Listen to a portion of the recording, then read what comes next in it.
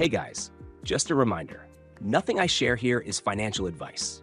This is all based on my own experience, my strategy, and how I see the market. You're responsible for your own trades, so always do your own research, manage your risk, and never trade money you can't afford to lose. This content is meant to help you learn and think for yourself, not to copy or follow blindly.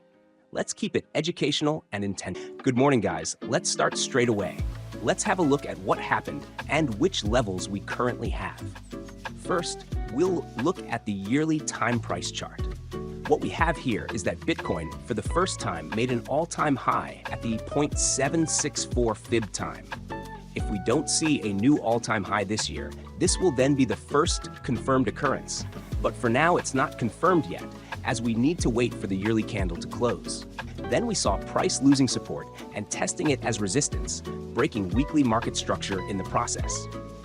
A bearish weekly structure break doesn't automatically mean it's the end, as we've already seen that happen previously in the last range. Back then, price simply formed a higher low on the monthly time frame afterward. Now, Bitcoin is coming close to that same previous area, and we can clearly see it on the chart as the fib lines up with that level. Previously, we had it as support, then it was lost and turned into resistance, and after reclaiming it, it became support again. Based on that, this is the area to watch now. If price starts to lose this area, we can see what happened previously. When it was lost, we saw a rejection on the retest, and only on the next attempt did price break above it again. So for now, we need to observe whether price can bounce from here, because we are testing it from above, which makes it potential support at first. Only if it gets lost can it be traded as a short if the setup confirms it. Time-wise, I don't have any more fib time extensions left for this year, only the 1-to-1, which marks the end or start of the year.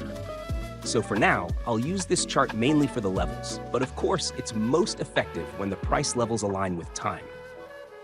Without the time factor, they still act as SR levels, but with less weight. So for that reason, we'll draw a new one next year. Simple as that. Now let's switch to the next chart, the EMAs. Now the bearish EMA crosses already reached their targets. So there's not really anything I need from this chart for now.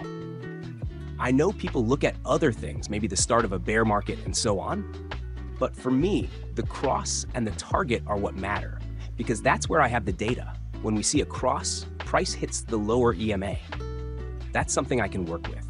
So that's why I need to wait for the next time again. When I see a bullish or bearish cross starting on the 3-day time frame, I'll keep an eye on the chart, but for now it's not really relevant for me, since I need to wait for the opposite setup to form. And no, I don't trade it by itself, but it's a nice confluence. I can already tell you in advance what I'm looking for. When the red EMA crosses from below above the purple EMA and the turquoise EMA, basically the same thing we saw happen last time. That's when the chance increases for a move higher. Until then, I need to wait for it to happen. Now we look at the weekly EMA and the Bollinger Bands. Previously, we were looking at the level itself and the deviation below the bands. Usually it was around 4 to 5% on average below the lower band. The next deviations we had historically were around 10% and then 20%. Well, the 10% deviation was reached now, and with that price also hit the low of the weekly EMA. Technically, it's a close below it, a shallow one, but still a close below. Anyway, even when price closed below the band, we usually saw a move up again. Either price ranged first and then moved up, or sometimes it moved up directly after the touch. This time, after the touch, we saw another move down, so theoretically we would now look for a bounce. And yes, this setup has a fail rate of about 16%. That means there is still a 16% chance that we see a move lower first. So, it's a low probability bearish event. To be fair, this year was full of these kinds of events. Things that didn't happen often in history somehow all happened this year multiple times. Maybe I'm so lucky that these stats stopped working the moment I started mentioning them. Or maybe it's just coincidence, and this year is one of those outlier years that will normalize again in the future. I can't tell you what is right in this situation. All I know is that many low probability events happened this year. But that's exactly what statistics mean. A low probability event can happen. Just because we get a move lower instead of a move higher doesn't suddenly make the statistics high probability in the opposite direction, if you understand what I mean. Anyway, all we can do is track the data, manage risk, and continue updating the stats in the future to see if something is changing. All other thoughts about magic or whatever are mostly a waste of time. With that said, from this area I would actually look for a bounce. Whether this bounce will lead to a new high still needs to be seen. My other statistics didn't show a top, so for me, this would also be the first time if this was the top. Okay, now let's switch to the next chart, and here we look at the daily cycle timing and the buy signals. So here we were looking at the cycle timeline. Mainly, whenever we see price coming into it and meeting the condition of time and some conditions on the closes, we see a buy signal printing. In a bull run, it usually signals that a low is near. In a bear market, yes, it also shows buy signals, and even there we see nice rises before that, like the small bounces from that level. But at some point, it gives the bigger move that has its target around the upper part of the time price chart. For now, this would basically be the all-time high, unless price spends more time here. Then it also starts to grind down. For now, however, it sits more or less at the all-time high. We also saw now more than 4 signals appear, so technically already a nice signal. And yes, a few bounces were there, but none with real strength for now, so I'm still observing. Usually it signals a bottom in the bull runs, but it can take time, of course. And I mentioned a few times that we can see this step down. Yes, I didn't expect myself that we go this deep, but I was just following the local levels and the stats, so I would say next time I would do the same. As historically, I'm more often right than wrong on these things. Anyway, now we can also have a look at the 2-day chart. Here we also can see this signal printing. Already one was printed, and if this candle closes green, that would be the second buy. Now, best case, we don't see price just ranging at the lows, because this could be a similar situation to the bear market one. But still, all the other ones were really nice bottoms or continuations. The same goes for the 3-day chart, and here it's an even more rare signal that usually flashes near the bottom or at the bottom. And if this day closes green, that would be the buy signal on the 3-day chart. So as you can see, a lot of things are coming together here, like a bearish close below the weekly EMA and a close below the Bollinger Bands, which historically give more bounces than not.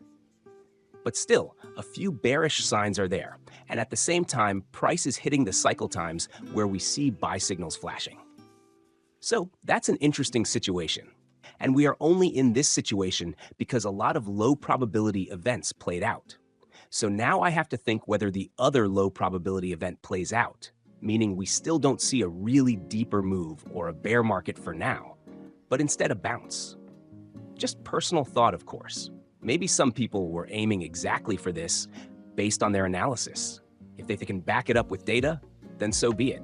For me, my data didn't say that, and I traded it based on the data and not personal wishes, because that's what the channel is about. Facts, not wishes.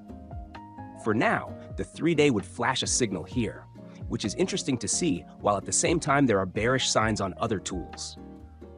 Now let's look at the monthly and quarterly levels. I showed it yesterday to the Patreons, so now I'll show this level here. Here we start with the weekly time frame, which for now had a bearish structure break. And here we can see it happened already in the past, where we had such a break and price moved lower. So the same we have here now as well. And a downtrend becomes official if price forms another lower high and another lower low on a closing basis. Now, like last time where it SFP'd this level. At that time, I also longed it to new all-time highs based on some stats, so I traded this bull run more or less up to the highs, where I also had several longs to new highs successfully. So, as said, for now this move was not really expected by me, but I was ready for it, because yes, based on the monthly stats, we had some levels here that we marked out at the month start. By the way, if you want these stats or follow along, you can get the sheet where I update it every month. You get it if you join the Patreons. There you also get the journal for beginners, where you can journal your trades to find what is working and what is not working for you. Now back to the chart. Here we can see a bearish weekly break that led to an overall higher low on the monthly time frame. And that's where we switch to the monthly time frame. Here we can see for now higher highs and higher lows, which means an uptrend on the monthly time frame. If we pull a fib here from low to high, we can see price is below the 50% of this monthly structure range, meaning price is in discount, and that's usually where we want to see a higher low forming. And of course, the invalidation, as mentioned, is if price closes below the swing low, which means we then would need to look first for the weekly to put in a lower high and a new low. That's when it becomes more probable based on structure. Now, what I also add here is a 3-month order block, which by the way also had a lower chance to be hit. BTC very rarely traded back into the 3-month order block, so that was another low probability event that I mentioned in one of the videos if I remember right. Anyway, for me that was also a reason why I didn't really expect price to come this deep. So as you can see, it was all based on certain events and data, not my personal wish. For now, this played out again against the high probability. Anyway, here we mark out the 3-month OB, and that is a really nice level, in my opinion, because now we have a level where we would like to see the monthly higher low forming, mainly exactly in this area, where price is in the discount zone and hitting the previous breaker level. Market structure was up, then it formed a bullish OB, then broke it down, so it became a breaker. Then price made a new low and a new high, which then formed this other breaker. A bearish order block became a bullish breaker. In simple words, just SR levels. So this is, based on structure, a level where I look for a reaction, a higher low to be formed with the confluence of the 3-month order block. For now, when we see a higher low formed here, usually it aims for a new high based on structure and the range. But whether it will form a new high or a lower high needs to be seen. So taking profit on the way up should be made, of course. Now you may ask yourself, what if it goes lower? Well, then technically the low needs to be broken for a bearish break. An SFP is fine, but price would also need to reclaim this level again. And if price closes below the order block, then this level technically becomes bearish SR and acts as resistance. So that's why it's a really nice level to observe for myself. Also, what needs to be kept in mind is that it's a 3-month level. So technically, one would need to wait for a candle close to confirm that it holds. A wick inside, which we already saw, or a close below it for a bearish break. We'll come to that if it happens. For now, this is just the level with the scenarios that can happen, so I am ready for both outcomes. It doesn't mean that I aim now for the lows. For now, the level gets tested from above. So I look at it as a bullish retest until proven otherwise. It can wick inside, doesn't have to, but it can wick lower, of course. So what do we have now? We have a bearish weekly EMA close below it. We have a close below the Bollinger Bands, which yes, increases the chance for lower. But at the same time, some cycle time frames are starting to print buy signals, while all these bearish signals are happening on a 3-month HTF support level. Tell me what you think about it. For me, I still can't confirm a bear market here. I might be wrong, of course, but I would be fine with that, as my plan was to buy low, which I did, and sell high when my bearish signals flash in terms of stats and structure. Now, the stats didn't show me to sell, so I simply stay in as long as I think it's right. And everyone surely needs to make the decision for himself and not based on other people alone.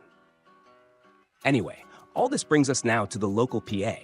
And here we have the OB marked out, where we currently see some reaction.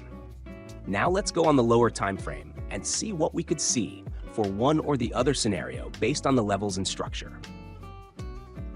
Now, based on the monthly stats, price is hitting the time window for the average loss and downtrends. I said I give it some space for Monday and Tuesday, and if a new low happens after that, well, that's out of the average. Sure, we've seen in the stats that some lows can form later as well, but that's not something I mark out because very often the averages are enough for the month. So if this gets broken, then my focus will be back to the lunar cycles. And from there, I want to see where price will be when we hit that time. Now we have the second week of the month. So for now, price went 2 weeks down from the monthly open. I can't really be bearish on something like that because if we find a low now, price can make its way to form the monthly high, either on the next average time or on the lunar cycle time. Usually it marks bottoms, but sometimes the highs form on these dates as well. That would mean a rise into that date, and best case starting soon this week. If that fails, and I see longer sideways or even more weakness, then I would expect the next low on this lunar timing, which would be almost at the end of the month. The weekly cycle low for now is not confirmed, and we made a new low. So this still can be in the process. Once the low is confirmed, we can mark it out. The previous one was really nice, and we saw a reaction on that time. It was presented before the low happened. So if there is no confirmation and a breakout, then this low is extended. Once price breaks market structure, it would give some confirmation about that low. Currently, we see the daily is in a downtrend, so the best case for confirmation would be a bullish break, which would also break the trend line from the top. That would already be a nice step for confirming the low. Until then, price could surely form a new low, and, based on structure, one would wait for the break above. Now, I don't want to forget the bearish case, of course, mainly a lower high. For now, this would be basically this area. As market structure is down, that's where people who short will look for entries, mainly a retest of that level and some bearish signs for continuation down. But as said, there are some bearish signs, and at the same time, a lot is happening here at this support level. So for me, I simply can't be bearish into support. And if I'm wrong, that's fine, then I buy BTC lower. But for me, I simply can't be bearish at support levels while my other stats didn't show me a top signal. So yes, if that stopped working for some reason, then I'm the lucky one who mentions something for the first time and catches the moment where it didn't work out. So be it, if that's the case. Anyway, now we come to the local week, and what I'm looking for now is the same as always. I wait for the Monday range to form, and from there, I look if we break outside the range. And that's where, if you're bullish, you look for a BSL SFP or deviation of the range for a long. And if you're bearish, you look for an SFP or deviation for a short. Depends on what you want to trade. If price breaks out of the range and continues higher or lower, then you need to wait or trade with the local trend if you have a plan and levels for that. For today, the average loss is below the current price action. That would mean a new low, and that would also hit the monthly average level from the monthly stats. For the average gain, we have 96.4K as the average for the day. That's the average move, if we don't get more volatility as we've had lately. So the average gain level would basically be the retest of the 4-hour structure and local SFP. So for someone looking for shorts, that's the area. And for longs, I would like to see this level broken, and then we can aim higher for the next level based on daily structure. I am currently sitting in my trade and still aiming for higher until proven otherwise, of course. But locally, if you're looking for a trade, the best is to wait for the Monday range to form or a new SFP of the lows. Now, this level here can also hold, but the thing is, without the local Monday range, I don't have a local invalidation. That means yes, a long can be made from here, not financial advice, but the invalidation can't be set on that low, because even based on the averages, we could see price making a new low. So, it wouldn't be wise to set a stop loss on an expected price range. That means it's either a wider stop and more of a swing trade, or one needs to wait for the conditions to be met for a local trade with a local invalidation. That would be if price breaks structure or forms a Monday range or any other range. Right now, we can see the 1 hour broke to the upside. And yes, technically, that would be a 1 hour setup. But given the fact that the 4-hour is still locally down, this here could also be just a lower high. So with that said, it would be better if the 4-hour breaks to the upside and not only the 1 hour. So we have some local invalidation. Until then, the low is not really a protected one, as some people say. So based on structure, I would either like a new low or the Monday range to form, or a break above the 4-hour. And then I would look for a retrace to get involved. And that's actually it. Now let's have a look at the momentum. The 2-week chart is shifting momentum down, also if BTC closes below 180K in the next 6 days. By the way, this would be the first time that momentum would actually move lower during the base it had here in the bull run. So there is room for downside or bearish divergence when price makes either a lower high or a higher high, and momentum forms a lower high. It can also form bullish divergence if we form a higher low and momentum a lower percent than the previous lows. That would already signal something different is happening. Now, on the weekly time frame, it's nicely diving, actually really close to the lows already, and would need a close above basically 105K to shift up again for this week. The 5-day is more or less the same, at the lows, and needs a break above the same area. On the 3-day chart, it's at the lows and needs a close above 102K today. Well, that's unlikely, so need to check again tomorrow for the new pivot as it will come down. On the daily, it's really deep already. Actually, the deepest percent since last September and June before that, and January 2024. So that's actually the deepest point in the last year, usually a bottom formation, or at least a move up and then a new low forming bullish divergence, meaning overall bottom formation. And that all happens potentially on the bearish weekly EMA break. So, as said, a lot of things here are actually pointing higher. The stats for the top are not confirmed, the cycle technically not over, the daily cycle showing buy signals as well as the 3-day and momentum on the lows.